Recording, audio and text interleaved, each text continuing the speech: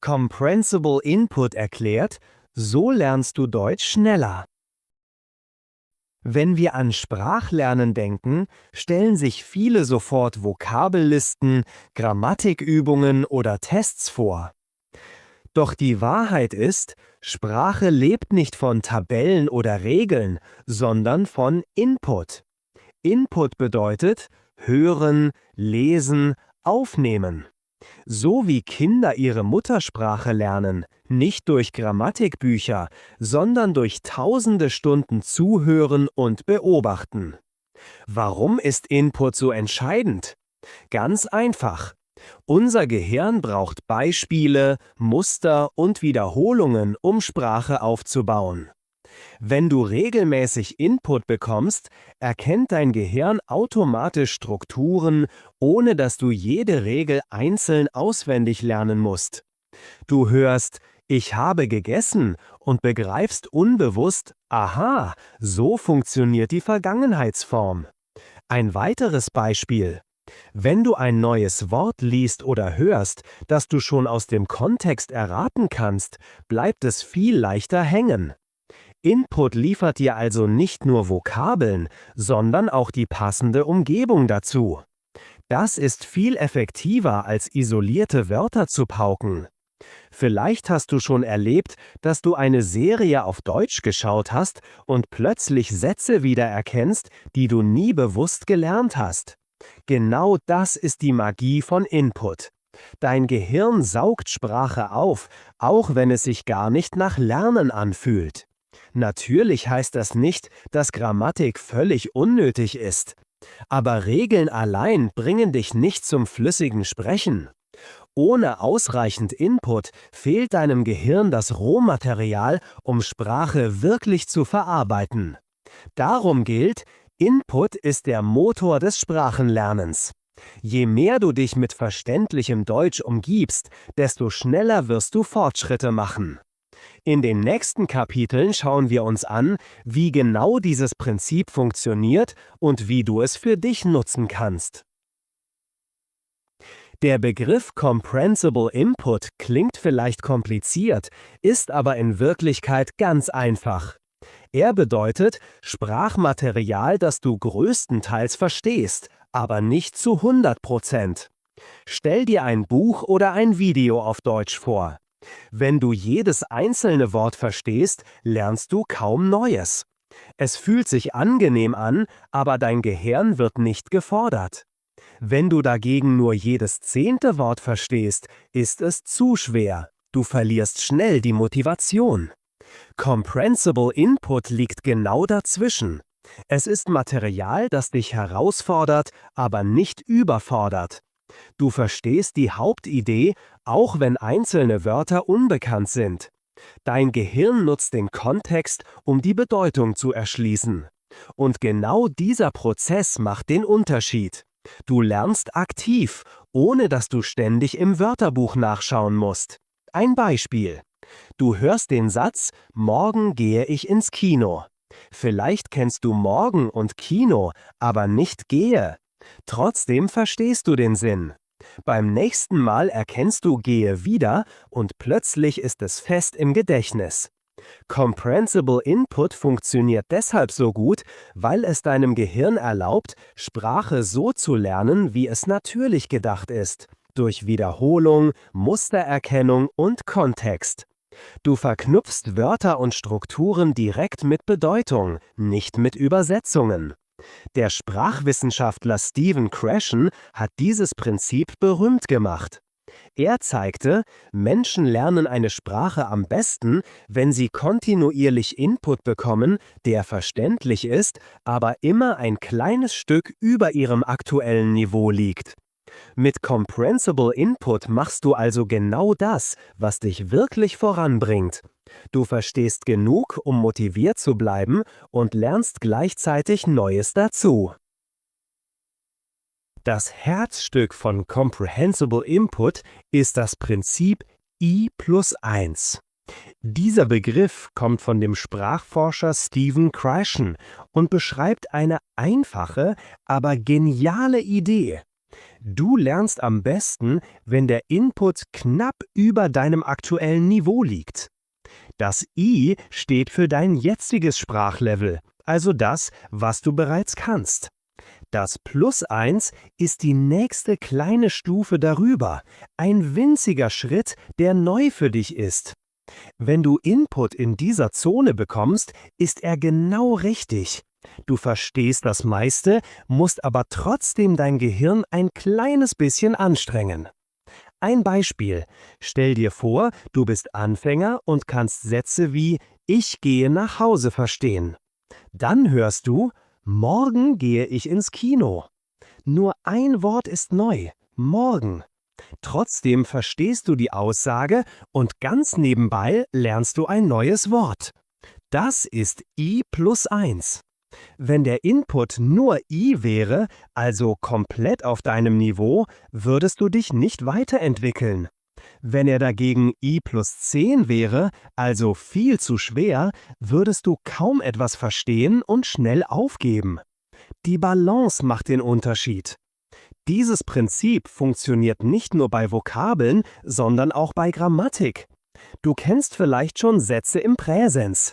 Wenn du plötzlich viele Sätze im Perfekt hörst wie „Ich habe gegessen", erkennst du allmählich das Muster, ohne dass dir jemand die Regel erklärt. Der I+1-Effekt sorgt also dafür, dass du ständig Fortschritte machst, aber nie völlig überfordert bist. Dein Gehirn liebt genau diese Zone. Genug Sicherheit, um dran zu bleiben, und genug Herausforderung, um zu wachsen. Die Theorie von Comprehensible Inputs klingt einleuchtend, aber wie findest du nun das richtige Material? Der Schlüssel liegt darin, Material zu wählen, das dich interessiert, verständlich ist und dich leicht herausfordert.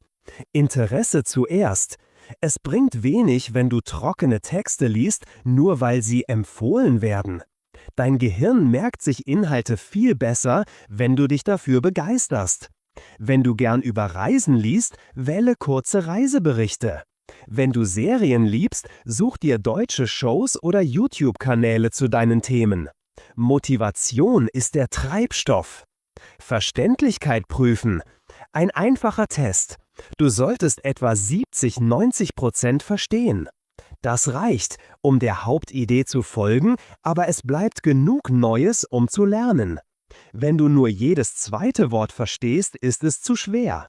Wenn du fast alles problemlos verstehst, ist es zu leicht. Anpassung ans Niveau. Anfänger, kurze Dialoge, Kinderbücher, einfache Podcasts. Mittelstufe, leichte Romane, Serien mit Untertiteln, Nachrichten in einfacher Sprache.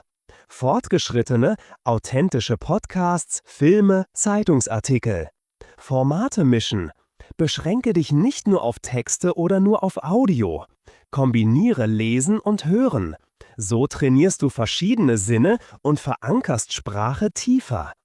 Ein Fehler vieler Lernender ist, sich Material zu suchen, das zu kompliziert wirkt, weil sie schnell vorankommen wollen.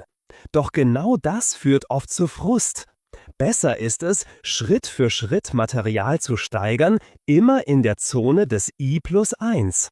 Wenn du Input wählst, der dich fesselt und gleichzeitig leicht herausfordert, entsteht die perfekte Lernumgebung.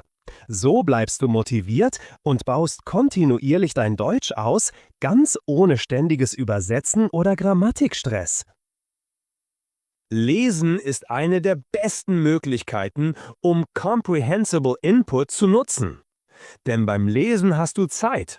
Du kannst langsamer vorgehen, Wörter wiederholen oder Sätze noch einmal ansehen. Das macht Lesen gerade für Lernende so wertvoll. Der Schlüssel liegt darin, Texte zu wählen, die du größtenteils verstehst, aber nicht vollständig. Das können einfache Geschichten, Blogs, Nachrichten in leichter Sprache oder sogar Kinderbücher sein. Wichtig ist, der Text sollte dich interessieren und gleichzeitig so geschrieben sein, dass du die Hauptidee ohne Wörterbuch verstehst. Ein Beispiel. Du liest den Satz: Am Wochenende gehen wir ins Schwimmbad. Vielleicht kennst du Wochenende und Gehen, aber Schwimmbad ist neu. Trotzdem verstehst du durch den Kontext, worum es geht. Dein Gehirn speichert das neue Wort viel leichter, weil es in einem klaren Zusammenhang steht. Tipps fürs Lesen. 1. Nicht jedes Wort nachschlagen. Wenn du ständig im Wörterbuch hängst, verlierst du den Fluss. Vertraue darauf, dass der Kontext dir vieles erklärt. 2. Markiere unbekannte Wörter. Lies erst einmal weiter und schlage sie später gesammelt nach. 3. Wiederholen statt überfordern. Lies lieber einen kurzen, interessanten Text mehrmals als einen langen, den du kaum verstehst. 4. Laut lesen. Dadurch verknüpfst du die Wörter zusätzlich mit deinem Sprech- und Hörzentrum. Mit regelmäßigem Lesen auf deinem Niveau gewöhnst du dich nicht nur an neue Wörter, sondern auch an typische Satzmuster. Ganz nebenbei trainierst du Grammatik, ohne Regeln zu pauken. Lesen mit Comprehensible Input ist wie Training im Fitnessstudio. Du wiederholst Bewegungen, in diesem Fall Sprachmuster, bis sie automatisch werden. Genau so wächst deine Sprachkompetenz, Schritt für Schritt. Hören ist für viele Lernende die größte Herausforderung, gleichzeitig aber auch die wichtigste Fähigkeit, um im Alltag wirklich klarzukommen. Genau hier entfaltet Comprehensible Input seine volle Wirkung. Wenn du regelmäßig hörst, was du fast verstehst, trainierst du dein Ohr, Muster und Wörter automatisch zu erkennen. Am Anfang wirkt das schwierig. Muttersprachler sprechen schnell, verschlucken Laute und benutzen Redewendungen. Doch auch hier gilt, wähle Material, das leicht über deinem Niveau liegt. Du solltest den Sinn verstehen, auch wenn dir einzelne Wörter fehlen. Gute Quellen für hörbaren Input, Podcasts in einfacher Sprache, zum Beispiel Deutsch warum nicht oder langsam gesprochene Nachrichten, YouTube-Videos zu Themen, die dich interessieren, Serien oder Filme mit Untertiteln, erst auf Deutsch, dann nach und nach ohne, Hörbücher für Kinder oder Jugendliche. Strategien fürs Hören. Erstes Hören ohne Stress. Konzentriere dich nur auf den allgemeinen Sinn. Zweites Hören mit Fokus. Achte auf wiederkehrende Chunks oder Redemittel wie weißt du oder kein Problem. Teile wiederholen. Spiele kurze Abschnitte mehrmals ab, bis du sie fast automatisch verstehst. Mitlesen. Wenn es Untertitel oder Transkripte gibt, nutze sie, aber nur als Unterstützung, nicht als Krücke. Der große Vorteil: Mit regelmäßigem Hörinput gewöhnst du dich an die Melodie, die Geschwindigkeit und die Struktur des Deutschen. Schon nach einigen Wochen wirst du merken, dass du Sätze nicht mehr Wort für Wort übersetzen musst, sondern die Bedeutung direkt erfasst. Hörtraining mit Comprehensible Input ist wie Immersion im Alltag, nur kontrollierter und entspannter. Je öfter du dich dem aussetzt, desto natürlicher wird es für dein Gehirn, Deutsch zu verstehen. Eine der häufigsten Fragen beim Arbeiten mit Comprehensible Input lautet: Soll ich jedes unbekannte Wort nachschlagen? Die kurze Antwort: Nein. Wenn du versuchst, jedes neue Wort sofort zu übersetzen, unterbrichst du den Fluss, beim Lesen wie auch beim Hören. Doch gleichzeitig ist es natürlich auch nicht sinnvoll, alle neuen Wörter einfach zu ignorieren. Der Schlüssel liegt in der Balance. Wann ignorieren? Wenn das unbekannte Wort den Sinn des Satzes nicht verändert, kannst du es überlesen oder überhören. Beispiel: Am Sonntag gehe ich ins Schwimmbad. Auch ohne das Wort Schwimmbad verstehst du, dass es um einen Ort geht, an dem jemand hingeht. Dein Gehirn speichert die Struktur und vielleicht klärt sich die Bedeutung später von selbst. Wann nachschlagen? Wenn ein Wort immer wieder auftaucht und für den Kern des Textes wichtig ist, lohnt es sich, es nachzusehen. Stell dir vor, du liest einen Artikel über Gesundheit und das Wort Erkältung taucht 5-mal auf. Dann ist es sinnvoll, kurz die Bedeutung nachzuschlagen, sonst bleibt eine Lücke. Strategien, um die richtige Entscheidung zu treffen. 1. Lies oder höre den Abschnitt zuerst ohne Unterbrechung. 2. Markiere unbekannte Wörter, aber gehe weiter. 3. Am Ende überlege, welche Wörter sind wirklich wichtig. Nur diese schlägst du nach. So trainierst du, den Kontext zu nutzen, anstatt dich auf Übersetzungen zu verlassen. Genau das macht dich schneller und unabhängiger. Merke, Input soll fließen, nicht stocken. Jedes Mal, wenn du ein Wörterbuch aufschlägst, holst du dich aus dem Sprachfluss heraus. Deshalb ist es besser, gezielt auszuwählen, was du wirklich verstehen musst und was dein Gehirn automatisch durch Wiederholung lernen darf. Einer der größten Vorteile von Comprehensible Input ist, dass er dich gleichzeitig fordert und motiviert. Doch genau hier liegt auch eine Gefahr. Wenn der Input zu schwer ist, fühlst du dich überfordert. Wenn er zu leicht ist, langweilst du dich. Die richtige Balance zu finden, ist entscheidend für langfristigen Erfolg. Zu viel Herausforderung. Wenn du bei jedem zweiten Wort ins Wörterbuch schauen musst, steigt der Stress. Du verlierst den roten Faden und hast das Gefühl, nichts zu verstehen. Das führt schnell zu Frustration und Demotivation. Zu wenig Herausforderung. Wenn du nur Material wählst, das du komplett verstehst, bleibst du zwar entspannt, machst aber kaum Fortschritte. Dein Gehirn lernt nichts Neues, es wiederholt nur Bekanntes. Die ideale Zone liegt dazwischen, leicht über deinem Niveau. Du verstehst die Hauptidee ohne Probleme, stößt aber regelmäßig auf kleine Neuheiten. Genau diese Mini-Herausforderungen halten dein Gehirn aktiv und neugierig. Wie erkennst du die richtige Balance? Du kannst einem Text oder Audio folgen, ohne ständig stehen zu bleiben. Du verstehst etwa 70–90% des Inhalts. Du fühlst dich weder überfordert noch gelangweilt. Ein praktischer Tipp: Hör oder lies etwas und frage dich danach, habe ich die Hauptidee verstanden? Wenn ja, bist du im richtigen Bereich, auch wenn Details fehlen. Motivation entsteht, wenn du merkst, dass du Fortschritte machst. Deshalb suche dir Material, das dich wirklich interessiert. Ein spannendes Thema trägt dich auch dann durch, wenn du mal ein paar Wörter nicht verstehst. So hältst du die Balance. Genug Herausforderung, um zu wachsen, genug Motivation, um dran zu bleiben.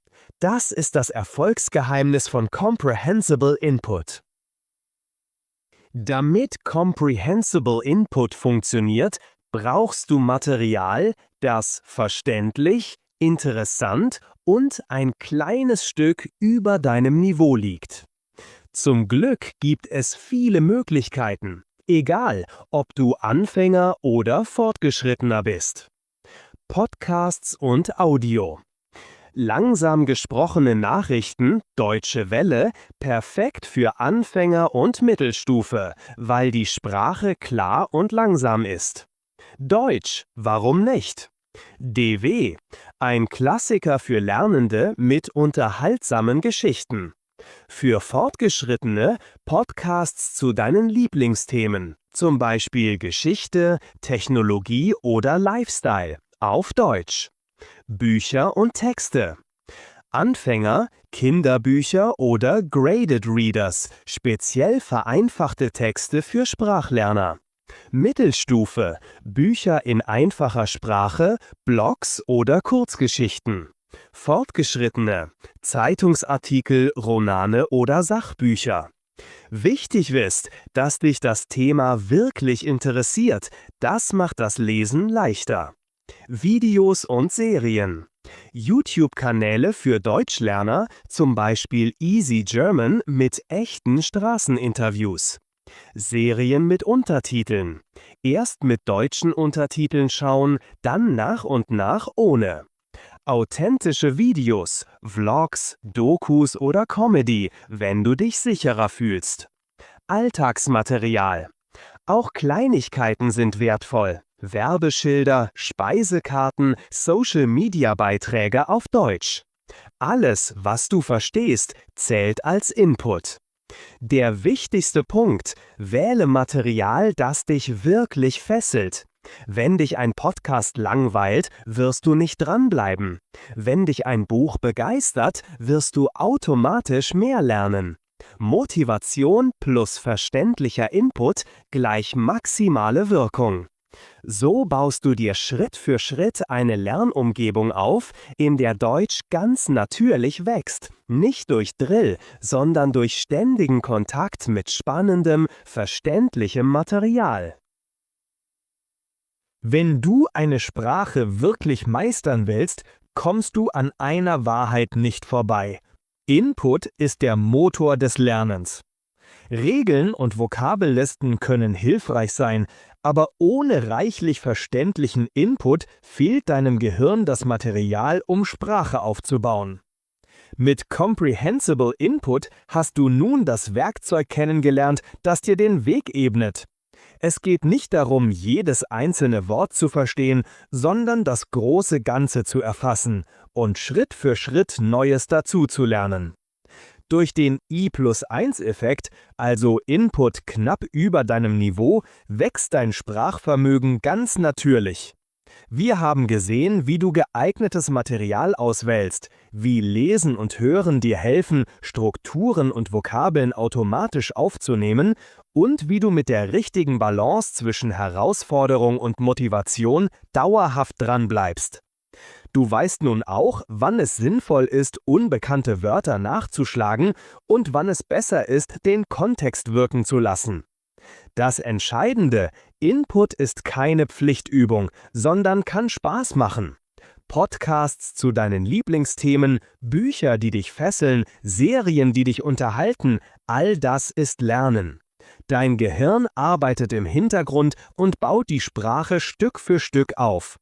Das Fazit ist klar: Je mehr verständlichen Input du dir gönnst, desto schneller wirst du Fortschritte machen, ohne dass es sich wie stundenlanges Pauken anfühlt. Mach Input zu einem festen Teil deines Alltags. Lies ein paar Minuten, höre beim Spazierengehen einen Podcast, schau abends eine Serie auf Deutsch. So wächst dein Deutsch Tag für Tag, nicht durch Zwang, sondern durch stetigen Kontakt. Input ist dein Motor, der dich zuverlässig und natürlich zum Erfolg bringt.